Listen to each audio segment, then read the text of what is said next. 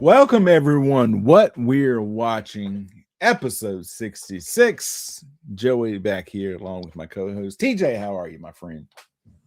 I was just taking a swig of my Simply Gold pink tea, and I will say to them, cut the check. How was your Simply Gold? Really good. It's the half and half that they Oh, make. yeah, yeah. Yeah, man. I've heard good It things. was, I mean, it's simply lemonade with some gold peak. You can't go wrong with either one of those two things married together. So, I'm here, and I'm here with you for episode 66. Getting that just ever so much closer. And I'm telling you, folks, I'm going to lean in when I say this. If we have any secret billionaires that like to watch us, just cut the check. TJ and we will work cheap in the grand scheme of things. It But won't we're even working. but we'll work every single day. It'll drop in your inbox wherever you want us to do it. You want us to show up live, TJ and I'll show up live. We'll even bring our own chairs. For, bro, for the right price? Oh, yeah. Give it to you live. Look, I personally have experience showing up every Tuesday at a restaurant, making sure that I was prompt and early, and I said exactly what they needed me to, describing that meal. So trust and believe. If I can do it for a free meal and a couple drinks, you know, you want us to show up at the downtown library, we'll do it. And folks, let me tell you something. TJ was generous back in them days. He'd do a round of shots on the house. On the house. But before we start, TJ, I know you're what I call the worldly man. You've been around the block a time or two. Once or twice. Wanted to share this story that I got from Mediaite. I really like the way that they cover things, especially in the political world. All right. Wow. GOP representative floored in House hearing by Act Blue CEO pleading the fifth on a question about her name. Representative Barry Loudermilk, Republican from Georgia, was shocked when Act Blue CEO Regina Wallace Jones refused to answer any questions at a Wednesday House hearing, even pleading the Fifth Amendment when asked her own name. Wallace Jones pled the fifth in response to all questions by lawmakers on Wednesday. She refused more than a dozen times to provide answers to questions regarding Act Blue's safeguards against foreign donations. According to a report from the New York Times, lawyers warned the fundraising organization that they may have misled Congress when previously responding to concerns about potential fraud in foreign donations. On the advice of my counsel, I respectfully decline to answer this question pursuant to my Fifth Amendment rights under the Constitution, Wallace Jones repeatedly told lawmakers on Wednesday. Loudermilk got the same response when asking how he should refer to her. So listen to this. So I do have a series of questions for you, but I want to make sure I'm respectful. Is it Miss Jones or Miss Wallace Jones? Loudermilk asked. On the advice of my counsel, I respectfully decline to answer this question. Daggone right. Because this is my cup. Don't worry about what's in my cup. He said, okay, wow, okay. Didn't expect that one. Yeah. Apparently, even the preferred uses of the Act Blue CEO's name is protected under the Fifth Amendment. Big time facts. Because there's story there. Look, if I answer the question, it's whatever, or it's a hyphenated name, now you questioning my partner, because in your relationship, you made your partner take your last name, but I hyphenated mine. So now you judging me, Larry Loudermilk. No. Don't worry about how to pronounce that. You want to know how to pronounce it? You just ask your questions, because I ain't answering none of them anyway. It don't matter if you hyphenated or not. Loudermilk. You're not getting the answer out of me. We talked about it last time, but I got the Anchorman vibes. She had a post-it note in front of her that had that exact phrase on it, and they said, do not deviate from this. So she might have been thinking in her head, well, it's just my name. And it was literally written in front of her. He just wanted to know how to pronounce it to her. Would you prefer this or would you prefer this? read what's on the post-it note. They slipped her another slip of paper and said, read what's on the post-it note. Damn it. Read what's on the post-it note. Nothing but what's on the post-it note. So when she sighed after he asked how to pronounce her name, and the lawyer's next to her, he's got one of these cheap big pens. He taps it. He taps the damn it part. Hard. And I think she probably like halfway looked at him like with the guy who's asking the questions, like, you realize this is not me. Like, I wouldn't answer your questions anyway, but I'm paying him a lot of money. So, and then she just reads. Wow, I didn't expect that. Hey, I don't know what to tell you, bro. Occasionally, you also get honest politicians. I think it threw him for a loop. Okay, all righty. Did not know that was coming. But hey, look, I mean, I'm saying, props to her. That takes This Is My Cup to a whole new level. Not only are you not answering questions about stuff that you actually know to answer questions for, I don't even want to tell you how to pronounce my name. This is my cup. Don't worry about what's in my cup. See, I think you're almost there. I think she turned it into a question. Is this my cup? If it is, I'm not answering. Is this a cup? Not answering that either. Not answering that either. Not answering that either. No questions being answered, bro. Yeah, he just straight up, that dude, he was flummoxed. He's like, all right, I expected like all the other questions, but her name, you're not getting that out of me. It's funny because, like I said, as she was saying it, there's literally a placket with her name in front of her. Right in front of him. But I mean, it's like, again, no matter what he asked, she wasn't going to answer. Are you having a good day today? On advisement of counsel, I have to plead the fifth. Are you having a good day? You having a good day? Did you? And then you hear. I'm sorry. Was that you that just flatulent on advisement of counsel? I have to plead the fifth. Yeah, lawyer sitting next to her. Oh, I taste it. He's pointing at her like, this is gonna get me disbarred, but I'm not gonna take it. I'm not gonna take. I'm not taking this one for you. No, he can't do it, but he's like, what did you eat? Cause yeah, you've been in those situations, just pivoting slightly. You've been in those situations, right? Where they're like, oh my God. And somebody always brings up the thing, all right, breathe through your mouth. I don't want that in my mouth. I don't want that in my mouth. I don't. Because, bro, there have been some smells so bad. My eyes are burning. My nose it's trying to change its shape as to not be able to smell that anymore. But nah, man, like that thing, oh, this smells so bad I can taste it. That is a thing. Oh, yeah. And I'm gagging in that situation. So I don't want that. I don't want that. I mean, like, bro, no. It smells horrible. Why would I want to taste that?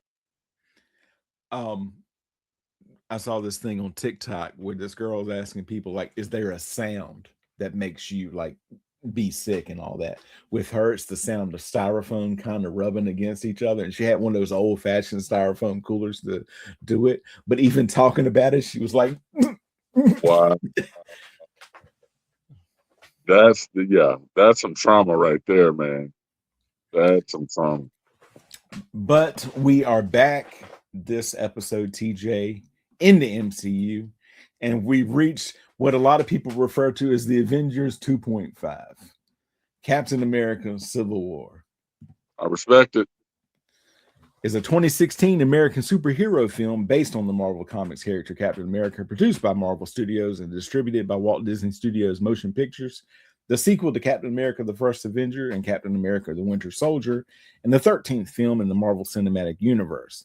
The film was directed by Anthony and Joe Russo from a screenplay by the writing team of Christopher Marcus and Stephen McFeely, and stars Chris Evans as Steve Rogers, Captain America, alongside an ensemble cast including Robert Downey Jr., Scarlett Johansson, Sebastian Stan, Anthony Mackie, Don Cheadle, Jeremy Renner, Chadwick Boseman, Paul Bettany, Elizabeth Olsen, Paul Rudd, Emily Van Camp, Marissa Tomei, Tom Holland, Frank Grillo, Martin Freeman, William Hurt, and Daniel Bruhl.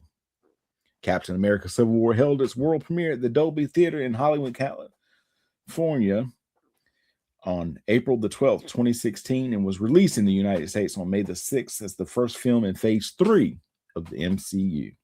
The film was a commercial success, grossing over $1.1 billion worldwide, becoming the highest grossing film of 2016, and received positive reviews from critics, with praise for the performances, particularly Evans and Downey, action sequences, and themes. A fourth film, Captain America: Brave New World, is a continuation of Marvel Studios' Disney Plus series, The Falcon and the Winter Soldier, following Mackie's Sam Wilson as Captain America. In 1991, the brainwashed super soldier James Bucky Barnes is dispatched from a Hydra base in Siberia to intercept an automobile carrying a case of super soldier serum. In the present day, approximately 1 year after Ultron is defeated by the Avengers in the nation of Sokovia, Steve Rogers, Natasha Romanoff, Sam Wilson, and Wanda Maximoff stop Brock Rumlow from stealing a biological weapon from a lab in Lagos. Rumlow blows himself up, attempting to kill Rogers. Maximoff telekinetically diverts the explosion, accidentally destroying a nearby building and killing several Wakandan humanitarian workers in the process. Thaddeus Ross, the U.S. Secretary of State, informs the Avengers that the United Nations is preparing to pass the Sokovia Accords, which will establish a UN panel to oversee and control the team. The Avengers are divided. Tony Stark supports oversight because of his role in Ultron's creation and Sokovia's devastation, while Rogers has more faith in his own judgment than that of politicians. Meanwhile, Helmut Zemo tracks down and kills Barnes' old Hydra handler, stealing a book containing the trigger words that activate Barnes' brainwashing. At a UN conference in Vienna where the accords are to be ratified, a bomb kills King T'Chaka of Wakanda. Security footage indicates the bomber is Barnes, whom T'Chaka's son T'Challa vows to kill. Informed by Sharon Carter of Barnes' whereabouts and the authorities' intentions to kill him, Rogers decides to try to bring in Barnes, his childhood friend and war comrade himself. Rogers and Wilson track Barnes to Bucharest and attempt to protect him from T'Challa and the authorities, but all four, including T'Challa, are apprehended by the Bucharest police and James Rhodes. Thoughts so far, TJ? So you glossed over my 6 degrees from Tony Stark, aka Robert Downey, through one Alfred Woodard landing an amazing performance. So you're 1 degree from Tony Stark. 1 degree. 1 degree. I'm 2 degrees from Tony, baby. But watching the film, I thought that this was, as you said, Avengers 2.5. It really was a sequel to Age of Ultron. When we're talking about the Sokovia Accords, and that is 1,000%. Like everything in this film, for the most part, I mean, obviously we get that clip from '91 that we're going to dissect, but everything in this film is happening as a result of what happened in Age of Ultron. Right. Sokovia falling, the Accords happening, and then the aftermath of what happened and the people is lost. We're finally starting to ask those questions about the collateral damage. I always make this joke about the regular people. You know, somebody's just going to pay their taxes when the building falls down. You know, right. Like this is what we're getting now.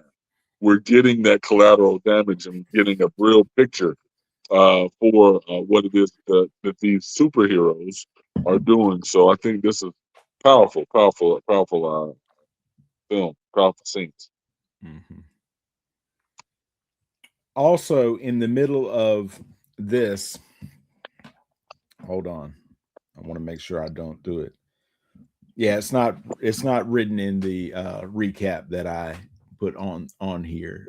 I get most of my recaps from Wikipedia, but in the middle of all this, Tony does get a call that she's gone, and the she being Peggy Carter. So Tony and Sam go to her funeral where her niece reads. Steve. I said Tony. I meant Steve and Sam. Steve and Sam go. I'm sure Tony would have gone. He would have. Oh, I thought 1,000% he would have gone just to be a support to Steve. His father would definitely have gone because they were very close together in Shield and all of that. But isn't that something to be said though? Like Tony would have gone out of respect to Steve. Mm-hmm. Like the relationship being what it is, and obviously after this film, we're talking about something that's shattered to the point of where we get a line in Infinity War, the band broke up. But you know, there was respect there. Mm-hmm. You know, they don't agree eye to eye. They don't see the play the same way. I'm trying to score a touchdown, and Tony's trying to do it one way. Steve may do it another way, but I think they still had a mutual respect for one another. Right. And so, but the reason I say this is that Sharon Carter gets up and says something that she attributed to her aunt. Her aunt. And it's a very powerful speech, but was said by Steve Rogers in the comic book Civil War, in the comic series Civil War, specifically in Amazing Spider-Man number 537. He says it to Peter Parker. And I saw this originally as an emblem on Pinterest, TJ, 15 years ago. At least. No, it might have been longer than that. It might have been 17 years ago. Because I got Pinterest, and that's where you can pin different things, and there's a lot of art and stuff on there. And I saw it, and I made it my wallpaper for my lock screen on my iPod Touch. Nice. And it has been my lock screen for everything I've had since then. That's awesome. You can see it. Yep. There. And folks, here's what the full quote says. It doesn't matter if the whole country decides that something wrong is something right. This nation was founded on one principle above all else, the requirement that we stand up for what we believe, no matter the odds or the consequences. When the mob and the press and the whole world tells you to move, your job is to plant yourself a tree beside the river of truth and tell the whole world, no, you move. And TJ, I'm going to be honest with you, that has gotten me through the last decade. I respect that. Where there's a lot of times when people are telling me that something I know is wrong is something right. And so I respect that. That's dope.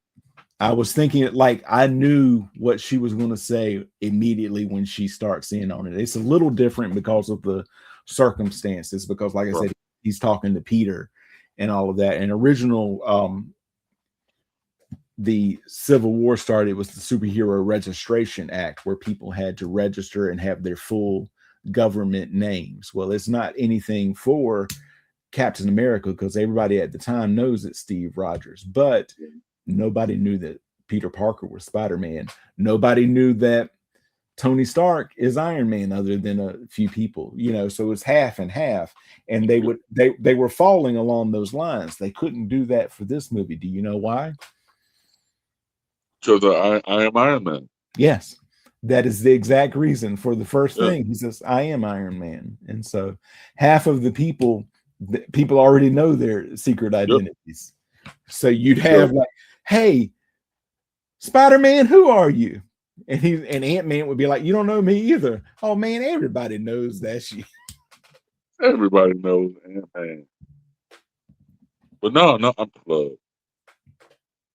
bro. When you talk about just general excitement, and I'm pivoting just for a second. We're getting ready to get back into it, but No, go right ahead.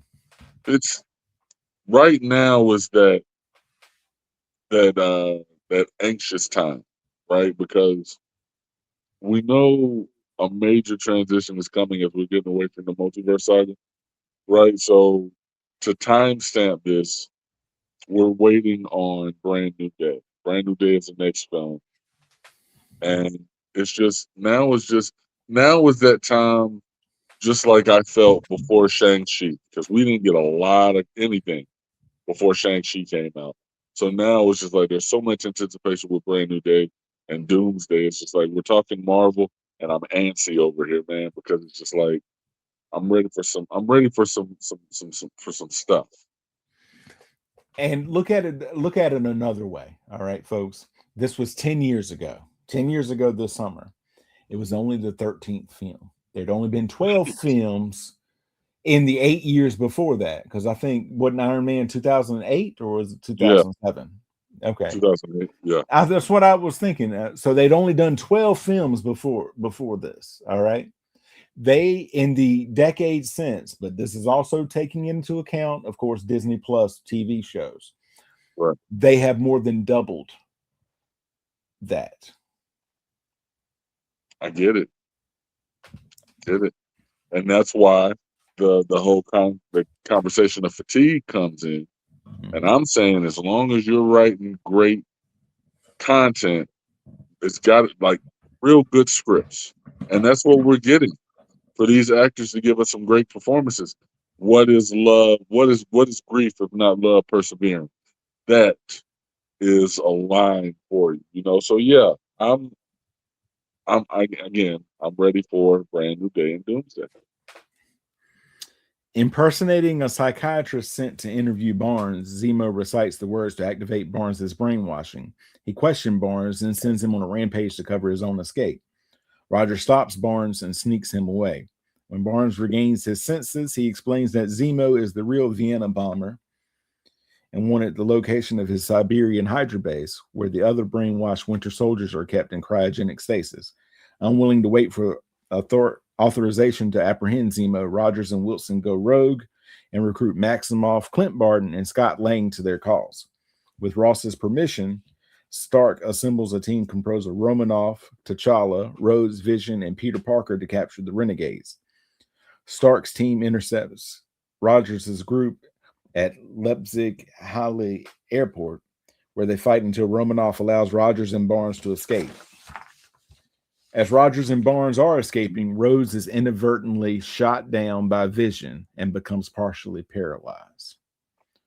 The rest of Rogers' team is captured and detained at the Raft prison, and Romanoff goes into exile, where we will pick her up when we come back to the MCU, but that's for another day. It's for another day. Stark discovers evidence that Barnes was framed by Zemo and convinces Wilson to give him Rogers' destination. Without informing Ross, Stark goes to the Siberian Hydra facility and strikes a truce with Rogers and Barnes, unaware that they were secretly followed by T'Challa. They find that the other super soldiers have been killed by Zemo, who then shows them footage that reveals that the automobile Barnes had intercepted in 1991 contains Stark's parents, whom Barnes subsequently killed. Enraged that Rogers kept this from him, Stark turns on them both, leading to an intense fight in which Stark destroys Barnes' robotic arm and Rogers disables Stark's armor. Rogers departs with Barnes, leaving his shield behind. Satisfied that he has avenged his family's deaths in Sokovia from the Avengers' actions and successfully fracturing them, Zemo attempts suicide, but he is stopped by T'Challa and taken to the authorities. So, bro, we saw in Age of Ultron, in the very beginning, first act, everybody's trying to pick up Mjolnir. Everybody's trying to pick up Meow. Nobody can move it except for Steve. Screeches it across the table, which causes Thor to look. Mm-hmm. Right? Mm-hmm.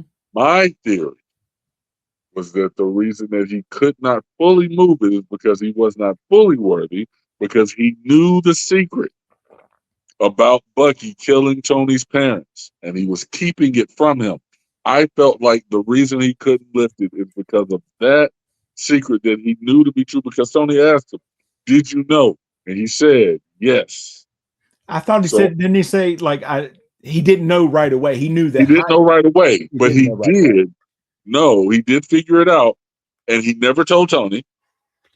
And they needed to come to peace, which we will talk about in a later film, to lead to Steve being able to handle a, meow meow. So I'm saying that again, credit to this film, showing look, say what you will about right and wrong, friendship means something. Mm-hmm. Was it right for Steve to do that? No. Bucky should be in jail. Mm-hmm. Bucky need to be in somebody's jail. But Steve did not want to give up on his friend and was willing to break the law for his friend. Mm-hmm. Breaking the law, you can't be worthy if you're out here breaking laws. So yeah. I like this because now you have to look at it where everything isn't black and white. Everything isn't black and white. The Sokovia Accords is a law that's written down, but Steve was trying to make the point, it's not black and white like that anymore. He was black and white early. Mm-hmm. Mm-hmm. And he gradually came to the other side once he realized that, yeah, Bucky's doing all these things, but he's doing it because he's brainwashed. So he deserves a fighting chance rather than somebody just going, he's Hydra, kill him. So Right. yeah. So I think you kind of answered your own question, because I look at Steve like this, because I think you're absolutely right, but not necessarily for the reason that you said. So we're ending up at the same place. We just don't get there the same way. Okay. I got you. Because I've been thinking about this because I'm going through all these life transitions. And when I was entering into the job that I have now and have held for several years across several institutions, the first thing you do is you learn all the rules. Okay. The next thing you do is you learn the reason for all of the rules. When I was in Maine, TJ, we had that you could not do chainsaw races down the hall. Chainsaw races is you take two chainsaws, you crank them up, and then you let them go. And whichever one gets to the other end of the hall first is the winner. So you got loose chainsaws going. The reason for that, you would think, why did somebody need to write that down? Because it was not written down and somebody did it. Okay.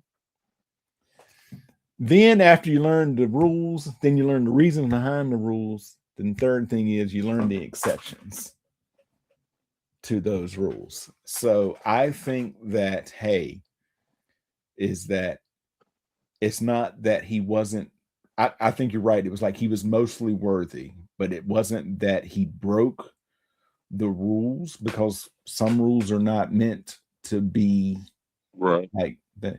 But I think he's also not willing to accept the responsibility for breaking the rules. Hey, I did this, so take this. He wanted to keep the shield and be able to say, hey, I did that. I think the moment that he drops the shield, he becomes a little bit more, because he's like, I'm not worthy to be Captain America, because here's the ideals, and they say here, I'm not able to live up to those ideals because I feel this way, right, wrong, or indifferent.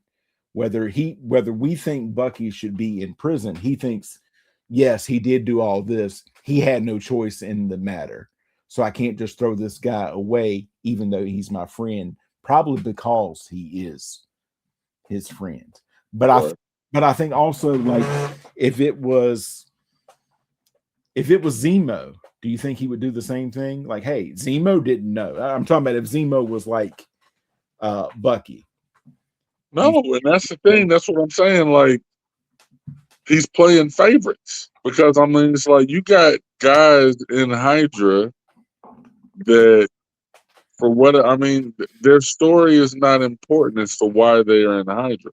Mm-hmm. You know, I mean, if we did the deep dive on some of these folks, you got some people that Steve probably killed that are only in Hydra because they in that war torn country, that was the only way they were going to make money to feed their family. Mm-hmm. You know, that doesn't make them wrong. You know, if Zemo was brainwashed, he was responsible for everything. Steve would have tried to take him out. Same thing with Klaus. Like the Can't even Claw. think of Claw. Claw. Yeah. You know, Claw. Ultron doesn't count because he's technology, but in Red Skull, you know, Red Skull took the super soldier serum. That enhances the worst in you. Okay? If I'm capable of evil and I take this thing, now I'm more capable of evil because I have this thing in me. But you're picking and choosing, is what I'm saying. Is what Steve did. He's saying because it's Bucky, I got to give him the benefit of the doubt, but he's not giving the benefit. He's not asking the question about anybody else they face. Before we get to the aftermath and the mid-credit scenes and all of that, I went down a bit of a rabbit hole just because I was watching it. And it had been a while since I'd seen Civil War. I'd seen it a couple of times since it originally came out. So this is now the fourth time I've seen it. And I'm like, was that information in the dump that Natasha did when she released all of that Shield Hydra stuff? And they said it probably was not, or it was so heavily encrypted that nobody would be able to figure it out. My second question, and I've not gotten the complete answer to this, I guess, because I had thought of it but forgot to look it back up. When Vision is still Jarvis, when you think that he's been eradicated by Ultron and he goes hiding in the internet, I wonder if he picked it up then. I wonder if Vision has known all of this time, but it's like it wasn't his role to say. I think you're absolutely correct because I think that it was released. That's why Zemo had access to it. Everything Zemo had access to was what Natasha released at the end of Age of Ultron. Age of Ultron? Yeah. Yeah. So, yes, Vision should know because, Vision. Well, yeah, Vision should know because Jarvis would know because he was the internet for a little while. So, yeah, I think Vision knows. So he knew and was worthy because he picked up that hammer. But it wasn't his secret. I guess you're right. I guess he figured hey, nobody asked me. I've known this for. That's it. Do you think he's learning, because sometimes people don't pick up on sarcasm and all that? You think he's like, ooh, I knew that all the time. I should probably not say that I knew that all the time. Let this mind stone work for me. If it's not my business, I'm not responsible for telling it. But if you're my friend, you know, I'm picking up what you're putting down. That was not my business to say. That's what I'm saying. It wasn't my business. That wasn't my secret to share. That wasn't my because it wasn't a secret that I was keeping from you. But Steve, that was a secret that it's intent. It's intent. Jarvis finding out that information, you know, and again, if it was Jarvis, now that it's Vision, I think if it was Jarvis would have told. Oh, I think you're right. But once it became autonomous, once it became Vision, well, now that's not my information to tell because it's not a secret that I'm keeping, but it is one that Steve's keeping. Especially because he's aware, having known Tony, he's aware of the special bond between Jarvis and Tony's father, the original Edwin Jarvis. Yep. Oh man. Agreed. Now, see, that could be something. We're digging way deeper than I think they wanted us to. Well, that could also be something. I'm sure they've got like many more irons in the fire and a lot more soul to overturn, but they can also bring that up as part of Vision Quest. Agreed, and I fully expect them to, considering the characters that they're going to have up. So I think that, yeah, they're bringing the Lizard King back, and then a lot of the other Tony Stark drones are going to be brought back as well. So yeah, I think that's going to be dissected a little bit. In the aftermath, Stark provides Rose with an exoskeletal leg braces that allow him to walk again, while Rogers breaks his eye lines out of the raft. Now, I think if they wanted this to be effective, is that he breaks all of them out. He's like, let's go, and all that. He gets them off, and then he puts himself into a cell and just sits down. Like, I did all this, but now it's time for me to pay the consequences. That right there would have been the ultimate sign of taking responsibility, right? Like, because even if you don't think you did anything wrong, people lost their lives, and you got your crew out because they were only following your lead. Right. I don't want my soldiers to take the heat because they were just following orders, but they were my orders. So if anybody's got to be locked down, it's got to be me. I would have so much respect for that. Barnes, granted asylum in Wakanda, chooses to return to cryogenic sleep until his cure for his brainwashing is found. In a post-credit scene, Parker explores the features of the web shooters built for him by Stark. So, critical response. The review aggregator Rotten Tomatoes reported an approval rating of 90%, with an average score of 7.7 out of 10, based on 431 reviews. The website's critical consensus reads, Captain America Civil War begins the next wave of Marvel movies with an action-packed superhero blockbuster, boasting a decidedly non-cartoonish plot and courage to explore thought-provoking themes. Metacritic, which uses a weighted average, assigned a score of 75 out of 100 based on 53 critics, indicating generally favorable reviews. Audiences polled by CinemaScore gave the film an A grade on an A+ to F scale. What would you say, TJ, on an A to F scale, A+ to F scale? On an A+ to an F- scale, I'm giving Civil War, I'm giving it a B+. I liked it. Okay. Right? Like, when I can look at a film and start to dissect it on ways that I shouldn't, that's when I know that I like it. So when I'm looking at a film and saying, Tony Stark, you were 1,000% responsible for bringing a child to war, get out of here, Tony Stank. You need to be held responsible because your bright idea to compete with Steve Rogers and the Winter Soldier, who you know is a daggum killer, even if you don't know he killed your mom and dad, you know he's a killer because he was the one that went after Nick Fury last time. So my answer, Joy, look, when you and I became friends, and you said, you know, when you knew we were gonna be friends, you had a situation pop up. I said, who we need to go see? And if you had actually told me a person, and I said, all right, give me a second, I'm about to go get my car, and I got one more person to pick up. And if I pull up with a daggone 14-year-old kid, talk about, all right, we're about to go handle this business.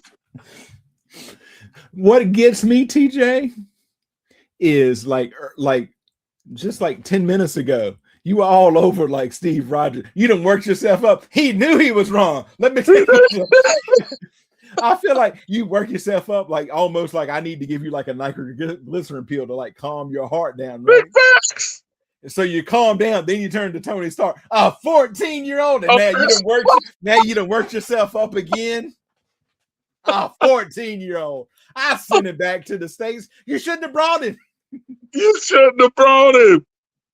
You should not talk about some sit down, kid, you're done. You shouldn't have been there. You're 14. You know what he need to be doing? Popping pimples and finding out about himself. Not fighting Steve Rogers talking about, where are you from? Brooklyn. I don't care. Take him home. Queens. Take him home. Take him home. That kid doesn't need to be there. And I told you, Marvel being what it is, you get the constant reminders that he is a child. Mm-hmm. You get those reminders. Don't forget, he is a child. And I blame Tony Stank for it. I don't care. You know what? I almost spoiled. I almost spoiled it. My apologies. Sebastian Stan revealed that the backpack that Bucky is seen wearing in the trailers contains journals that he has put together of his scattered memories. No CGI was used during the highway chase scene when Bucky commandeers a moving motorcycle from under its rider. The whole scene was practical. Nice. Tony Stark remarks how attractive Aunt May is. Downey and Tomei had a relationship in the 1990s and appeared in 2 other films together, Chaplin and Only You. That's what's up. T'Challa had a much smaller role in the earlier drafts and did not even appear in costume, as the writer intended to put more focus on Spider-Man and save Black Panther's origin for his own movie. However, when it looked like Marvel could not get the permission to use Spider-Man, Black Panther's role was beefed up significantly.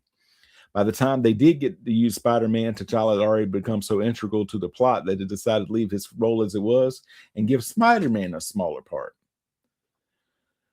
The movie revealed that Bucky Barnes had been in hiding out in Bucharest, which is the capital of Romania. Sebastian Stan is a Romanian-American actor and who was born in Constanta, Romania, and raised there until he was 8. In the first scene set in Bucharest, Bucky is buying fruit from a street market. Stan's native language is Romanian and therefore spoke it perfectly. That's what's up. Co-director Joe Russo said that the most powerful shot of the film, do you know what it is, TJ? The most powerful shot in the film. Most powerful shot in the film, and it's also Tom Hiddleston's favorite scene in any Marvel film, even though he is not in Captain America: Civil War. It wouldn't be when the explosion. When Steve Rogers stopping a helicopter from taking off with his bare hands. Yeah, that was heavy. In the first teaser trailer for this movie, Russo said Chris Evans worked very hard in the gym to physically embody the character because they wanted to test the limits of Steve's physical strength. About the shot itself, he noted on set we had Chris straining against a crane, holding the helicopter to get this fantastic shot of his muscles bulging, and you can feel the energy and determination as he tries to stop it. I think I took it out because I was trying to cut down the thing, but he said that before Anthony Mackie would do anything physical, he would do like curls and pumps and stuff like that, so he was ready. Yep. So he started doing the same thing. The film coincides with the 75th anniversary of Captain America, the 10th anniversary of the original Civil War comic book, and Black Panther's 50th anniversary. The speech which Sharon Carter makes at Peggy's funeral is taken from a speech which Captain America made in Amazing Spider-Man number 537. I did that before. By the end of the movie, the Avengers logo on Captain America's arm is no longer there, representing the fact that the Avengers are no longer his. Marissa Tomei is the 3rd Oscar-nominated actress to play Aunt May. Rosemary Harris is an Oscar nominee, and Sally Field is an Oscar winner. Tomei won an Oscar as well. Chadwick Boseman, who was introduced as T'Challa, Black Panther in this movie, sadly learned that he was suffering from stage 3 colon cancer in the same year as the movie was released. He kept his condition secret while also appearing in the Marvel movies Black Panther, Avengers Infinity War, and Avengers Endgame before his death in 2020. Part of Sharon Carter's eulogy for Peggy Carter was written as part of Marvel's Civil War and the Spider-Man comics by J. Michael Straczynski, and writer and creator of Babylon 5, and credited for the story for Thor. It comes from an inspirational speech Captain America gave to Spider-Man during the Civil War to explain why he continues to fight against the Superhuman Registration Act while the country he represents is all for it. As a child, Captain America memorized a monologue that influenced his understanding of what it meant not only to be a patriot, but what it really meant to be an American. The whole philosophy stems from the writing of Mark Twain in a monologue known as "In a Republic, Who is the Country?" During the virtual reality scene at MIT, Maria Stark plays the piano and sings the song "Try to Remember" from the 1960 musical The Fantastics. The song's lyrics links nostalgia for the month of September with the singer's lost youth. Try to remember the kind of September when life is slow and oh so mellow.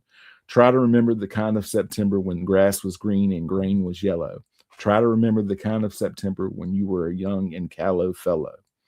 After Maria finishes singing, the virtual reality presentation is done. Tony announces to the MIT students that he has given them grants for all their research projects under the auspices of his new foundation, the September Foundation. Nice. Anthony and Joe Russo during the airport fight scene. A truck has the Bluth family logo on it. It is the stair car that was subject of many running jokes on Arrested Development. The Russo brothers, the directors of this movie, also directed the pilot and many other episodes of Arrested Development. So that's Captain America: Civil War, TJ. Thumbs up on it. Thumbs up on it. Of the Captain Americas, it's one of the that's one of those it holds. It holds. At first, I thought you were going to say of the Captain Americas. That was the Captain America. Of Captain Americas, that was Captain America now. At the end of the day going in. At the end of the day, so much. At the end of the day, it is going to be nice. Oh, goodness. So what's next, TJ? We are entering into Doc Strange? Well, in the MCU, it is Black Widow. We're going to talk. Is what's her name's time in exile? You get a DA's William Hurt, and the power stands when you're falling from something and you crouch down real deep. You know, the power landing. Yeah, superhero landing. There you go. Yeah, you do that, and everything will be fine. That's it. But also we're headed towards July, and in July, TJ and I like to take a look at some action films. 2 years ago, we did all the Die Hards. We all of them. Nobody died harder than we died. No one died any harder. It wasn't possible to die harder than us. Last summer, we brought out those lethal weapons. We proved our weapons were the most lethal. Joe Pesci was there. This summer, you see, TJ, we're going to be doing the Neutron dance, because we're going to Beverly Hills to the 90210. A Hills Cop. Yes, we're going to be looking at Beverly Hills Cop 1, 2, 3, and Axel F. And I haven't, folks. These films have been out for over 20 years. I've seen the 3. I haven't seen Axel F yet, so get ready for some hot takes. A lot of blind spots in the snowplow. I'm ready. Look, I'm ready for my man, Serge. How you doing today? What is Serge? My name is Serge. Serge. That's not sexy. It's not sexy. It's a scrub the customer. What is this? Axel. It's a very important piece. I said it yesterday. I saw it myself yesterday. Collector, take it.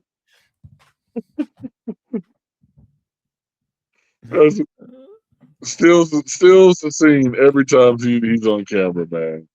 You know what's an underrated scene in that movie, though? I think about, like, it's not one of the ones that comes up when he goes into that warehouse and he like tells him he's the inspector and stuff like that. Excuse me, is that your car? It's not my car, and I don't know whose it is. Excuse me, it's not my car. I don't know who's it. Well, then you ain't got nothing to worry about that. Bro, Because they all take it. They all take it. You offered him a match, and the security guard was like, I don't know. It's not my car, and I don't know whose it is. Bro, when that guy goes, it's not my car, and I don't know whose it is. Well, you ain't got nothing to worry about then. I don't smoke Lucky Strikes. All right. So you use the evidence, and then we're haggling over money. You know what? No, I don't know. My man. It's supposed to be $5,000. I see it. That's about $2,000. They stiffed us. I cleaned it up a little bit. No, so I'm saying, folks, get ready for the Beverly Hills Cop. This is not my luck. How much the banana? $5. I just want one banana. Take the bananas. Or in the second one, how you stole this house? How you steal a house? How you steal a house? Man, listen, big fan. Judge Reinhold was there. Don't forget Judge Reinhold. Mock trial with Jay Reinhold. Mock trial with Judge Reinhold. Speaking of Arrested Development. Mock trial with Judge Reinhold. Mock trial. Mock trial. That's William Hung and his hung jury. Man, that was some good writing, man. I enjoy laughing at that. My name is Judge. Judge. My name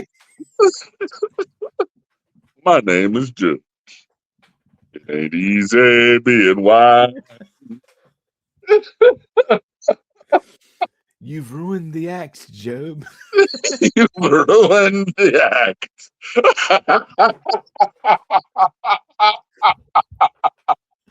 He kept it. He stayed in character. Is that Franklin? Is that Franklin? Is that Franklin? Is that Franklin?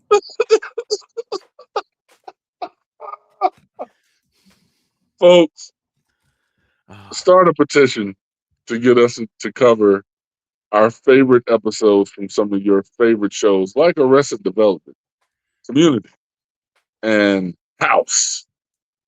Or if you really want it, we'll go over to CBS to Two Broke Girls. Because we're two broke guys. Because we're two broke guys. That's good stuff. I paid my rent today. I'm so sorry. I know. Thank you. Thank you. You know exactly how I feel. At least I got a place to stay for 30 more days. Believe me, I know. Believe me, I know. I'm about to, I'll say it now because by the time this comes out, and I know the numbers we're getting, not many people will have seen it by that time. I will have bought a house. Hey. And look, we close on the 22nd of June. They say they're doing us a favor. We ain't got to pay our first mortgage payment till the 1st of August. Well, la-di-da. And you know what, TJ? For some reason, they're going to want us to pay 319 more times after that. Right. 4 months. Yes. But because they gave you 30 days of relaxation, they're like, we did a good thing. I'm a good person. And I pay the bills. Like my wife is aware of it. She knows how much I pay, but I'm the one that says so. I need all of the stuff, right? They're like, I'm like, so when's it due? They're like, the 1st. Calm down. Like the car payment is not due on the 1st. If you need me to pay it on the 1st, I'll pay it on the 31st. Whatever you need me to do. There are ways to get it done. Yeah. But they're like they were offended when I asked. I'm like, it will be there. Don't you worry about it. I just wanted to know when it was due. Don't look at me all insulted like I asked what your blood type was. Come on now, Karen. Well, I'll let you go, okay? But the credit union in your vicinity, okay? I have a account there. and some money might be hitting it. So I said, I needed to do all that. Now they were down for maintenance last weekend. They had let everybody know in plenty of time. Right. So got the new app. All right, you got to sign back on. Okay, sign back on. Had all my information in there. You want us to send you a code? Yeah, send me the code. TJ, they give me a phone number. I ain't never heard of that phone number before. I'm not saying that when I signed up, that was 20 plus years ago. I'm not saying didn't have the phone number then, but I ain't had that number in a while. The person I was with at the time, I don't think had that number in a while. I said, I just need to put it. Do you want it another way? Yes. Do you want us to call that number we just gave you? Well, if I don't want you to text it, definitely don't call it. I don't want you to call it either. It ain't coming to me. So I got to call up there, and the woman's like, well, this is the number we have on file. It's the number that I'm like, ma'am, I'm sorry, that's not mine. She goes, well, I see you're calling me from, and she gives me my number. Yes, ma'am, that's the number I want on there. And she's like, we ain't got a email address for you either. I'm like, I'm pretty sure y'all have sent me some emails since then, but here, I'll give you this email address as well, and all of that. So I don't know. I guess they were telegraphing me something before then, DJ. There's a lot of information that you should have gotten that you haven't been getting because they've been sending it to that old phone. They've been sending it to somebody. Ain't been sending it to me. But up until last weekend, when they totally redid everything, I think they said, hey, let's keep his banking account number. Let's keep his debit card number and all that. We'll put some of his login information. Oh my goodness, we erased all the rest. Just throw a number up there. I erased his email address too. We'll say he never gave us one. They were using you for training purposes. I guess so. All right. That was either right before or right after. Some of their numbers have recently changed. I'm like, I get that all the time. I'm like, y'all just opened last week. So y'all set everything up. You know what? I don't like the way that phone stuff is. Change the numbers. Just put them at the beginning. This call may be recorded for quality control purposes. I say that whenever they call me, I want them to know they're being recorded. I have no recording devices, but I want them to know they're being recorded. I'm listening to everything. Then you hold up your piece of Post-it note and you're like, under advice from counsel, I'm invoking my Fifth Amendment right. All right, TJ. I think that's a good place to leave it there. But folks, in the in-between time, in the meantime, go ahead and hit that like button. Hit that subscribe button. Comment. It shows people what you like on there, and the algorithm likes that. Al Gore. Rhythm. I'm the pouch. That's right. TJ's the pouch. You can always get me, Joey Harris Comedy at gmail.com, at the Joey Harris on the social media and all that. But for TJ, this is Joey saying we will talk to you all next time.